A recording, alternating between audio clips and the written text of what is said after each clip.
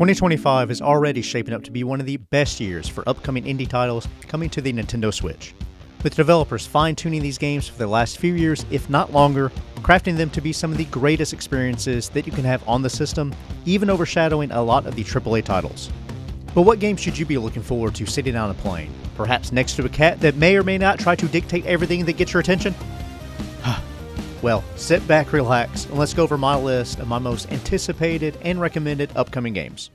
Starting out, we have Crow's Warn, Mongoose Rodeo's upcoming Metroidvania entry that looks absolutely incredible. With a gothic, dark fantasy art style, hand-drawn environments, and characters looking every bit of a game that hits on all the right points with me. Its graphical design was heavily inspired by the greats such as Hollow Knight and Ori. Taking place in a destroyed kingdom that is in the midst of a curse, after waking up in a coffin, suffering from amnesia, ready to start one hell of a Monday. You play as a plague doctor where you must traverse the kingdom to uncover the origin of this curse. As you explore this non-linear world, you will discover new abilities that will allow you to backtrack and unlock new regions of the world to explore, in keeping with the Metroidvania subgenre. Taking inspiration from games such as Devil May Cry and even Bloodborne, the gameplay just looks so fluid and smooth. Armed with a scythe and 2 guns for ranged attacks, leading to some fast-paced, nail-biting action and platforming. The world of Crow's Warn looks amazing with its gothic dark landscape, and it is something that I cannot wait to jump into when it releases later on this year. Tenjutsu, Deep Night Games' upcoming action roguelike experience that has you set off as a rogue Yakuza, taking on her former associates and eliminating their reign over Secret Garden City. With the use of martial arts and weapon expertise, you attempt to redeem yourself and free the people of Secret Garden by destroying each of the unique syndicates one at a time in whatever order you wish. Blending roguelike mechanics and ultra-fast melee combat, utilizing a vast array of weapons, the gameplay looks fantastically frantic, yet smooth and fluid. Giving off a lot of John Wick vibes, this game looks absolutely nuts, in line with something like Hades or Hades 2. Using strategy in order to take out the baddies and destroy their sector before they're reinforced looks to keep you on your toes and engaged in the ultra-violent and unforgiving world. With Sebastian Bernard, designer of Dead Cells, heading up the development team, this will no doubt become a classic for the Switch when it releases later this year. Mouse P.I. for Hire is PlaySide and Fumi Games' upcoming Mickey Mouse, Cuphead-inspired first-person shooter with, of course, Metroid Prime mechanics, such as the grapple shot as you swing your way over gulfs and water hazards. Yes, okay, a lot coming at you all at once in this over-the-top, off-the-wall experience. Playing as private investigator Jack Pepper, you act as detective in the dangerous world of Mouseburg. Of course it's called Mouseburg. You play as a mouse, it just makes sense. With its variety of weapons, different environments, fast-paced FPS gameplay, and puzzles to complete, the game combines the charm of hand-drawn animation inspired by the classic cartoons of the 1930s with the action of a first-person shooter. And with the vast array of weapons and enemies to defeat, this game looks like a perfect fit for the Switch, coming later this year. The Eternal Life of Goldman by Weepy Studio is one of the best-looking 2D platformers that I have ever seen in my entire life of playing video games. Instead of pixel art, we have some of the most gorgeous handcrafted animation that brings to mind Disney movies from the 1990s, a result of years of work by the team in painstakingly creating every detail and frame. I am seriously in awe of the art design and how detailed every little set piece is in your immediate view, or the back and foreground that are full of movement and atmosphere. You play as a character who enters a world to face off and defeat an evil entity, and to save the inhabitants that are caught within the struggle. Armed with a cane that you can customize, unlocking new mechanics and powers with each piece discovered. The playstyle reminds me a lot of the DuckTales game, or even Aladdin on the SNES. Promising precision-based platforming mechanics and combat, with some incredible looking and addictive as hell gameplay, I definitely look forward to jumping into the world of Goldman later on this year. The Stone of Madness by The Game Kitchen, the game studio behind the Blasphemous games, is a new real-time tactical stealth game set in the 18th century Spanish monastery. Branching away from the Metroidvania style of Blasphemous, however in keeping with the horrifying twist of religious themes that the studio is so adept at. You play as 5 prisoners, surviving the cruel punishment and despair dealt out by the monastery, as you work to uncover the mysteries and find a way to escape the madness. As you work your way through each of the characters' phobias, you must find ways in order to avoid losing your sanity, with some beautiful animated cutscenes, gritty graphics, and an aesthetic that I have come to absolutely adore. This game should be a no-brainer for those who have already played through the Game Kitchen's previous offerings. And releasing January 25th, we don't have too much longer until this game's release. Earthblade is Extremely OK Games' upcoming follow-up to their acclaimed platformer, Celeste. With Celeste, of course, being one of the must-play games during the Switch's initial years, Earthblade looks to carry on the tradition by no doubt being one of the best games at the end of the Switch's lifecycle.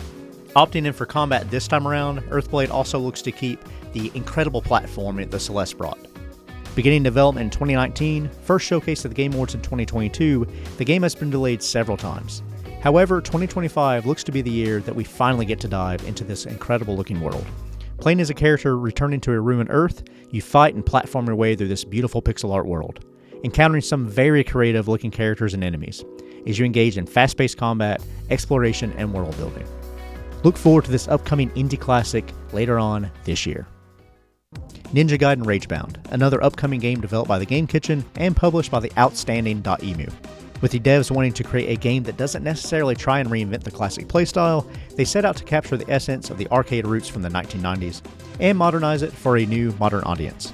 Focusing on what made the Gaiden trilogy so iconic, namely being the gameplay, soundtrack, and challenge. Opting to use some beautiful color palettes, making every frame look fresh and vibrant, with some incredible looking environments as you run, climb, and jump over obstacles, all while quickly slashing enemies utilizing a frenetic side-scrolling combat system.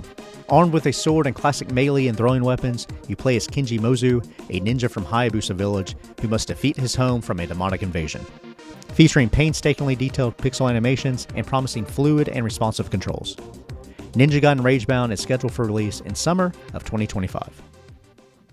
Okay, this next game sounds batshit crazy, but hang with me for a bit, I promise it's worth it. Resistor, an upcoming racing adventure RPG by P-Cube. Promising a turbocharged, narrative-driven adventure RPG featuring open-world exploration, and of course, why not, stunt-infused racing and go ahead and throw in some explosive vehicular combat.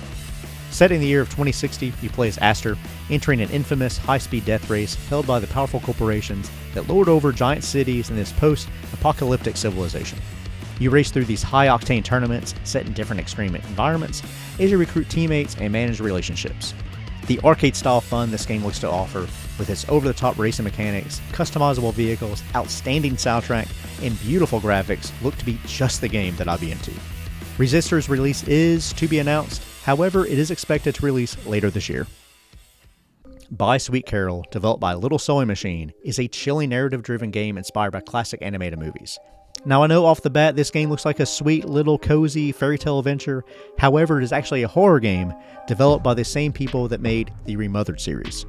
Set in the 1900s, you play as Lana Benton and search for her best friend, Carol Simmons. This search takes you to uncover the dark mysteries deep within the Bunny Hall orphanage. This game looks absolutely fantastic, with the ways in which you can switch back and forth between the real world and the dark world of Corolla. When you're chased by evil entities, they give off some serious Babadook vibes.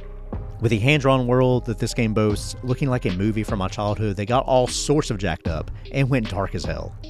All of the interesting characters that you are set to meet, and with the interesting mechanics of platforming and shape-shifting into a rabbit to harness various abilities, I think this game will be an absolute blast and looks super unique to boot. By Sweet Carol is set to release later this year. And last up on this list, we have Little Nightmares 3, Supermassive Games follow-up to Little Nightmares 2. And it is the first game in the trilogy to not be helmed by the original development group, Tarsier Studios. It also acts as a standalone sequel where you do not have to play the first two games in order to follow the story. You play as Lo and alone as you navigate your way through a nightmare realm called the Nowhere. As you make your way through this dark world, you fight for your survival and ultimate escape as you go through many unique and detailed environments. As you attempt to avoid and outsmart the multitude of enemies that you encounter by solving puzzles and utilizing teamwork in order to overcome obstacles as you work with another player or an AI character. The game's creepiness factor is on point, with the way in which the developers utilize lighting and the lack thereof to create such a beautiful yet terrifying world and backdrop. The use of audio is also a huge standout, with the sound being used in a way to create tension and dread. Little Nightmares 3 looks to be a fantastic inclusion for the Switch, and I'm sure it will look even better on the system's successor when it finally launches as well. If you are in the mood for a spooky, highly polished indie experience that you can play with a friend, look forward to Little Nightmares 3 releasing later this year. And there you have it, guys, my list of the top indie games for the Switch that I feel will be a must-play when they release later on this year. But what do you guys think? What are some indie games for the Switch that you are looking forward to coming out this year? Let me know that and everything else in the comments below. And if you like this channel, guys, hey, go ahead and consider hitting that like and subscribe button. It would help out so much, and I would really appreciate it. But most importantly, have yourself a great day. Thank you so much for watching, and I will see you on the next video.